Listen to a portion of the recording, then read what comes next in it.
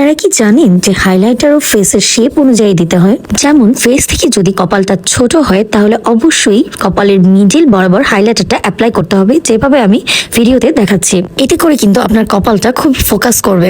Face থেকে যদি কপালটা বড় হয় তাহলে আইব্রোজ এর সাইড থেকে আমরা হাইলাইটারটাকে অ্যাপ্লাই করে নিব। এরপর আপনার ফেসটা যদি একটু লম্বাটে হয়, একটু বাউন্সি দেখানোর জন্য অ্যাপেল চিকের মাঝখান থেকে আমরা হাইলাইটারটা অ্যাপ্লাই করে নিব। এতে করে ফেসটা একটু ফোলা বা একটু বাউন্সি লুক আনবে। আর যাদের ফেসটা একটু গোল বা মোটা, তারা কিন্তু চিক বোনের উপরিভাগে হাইলাইটারটা সুন্দরভাবে অ্যাপ্লাই করে দিবে। এতে কিন্তু তোমাদের ফেসটা একটু স্লিম আর শার্প দেখাবে। এখন নোজ এরিয়ার হাইলাইটার অ্যাপ্লাই নিয়ে কথা বলবো।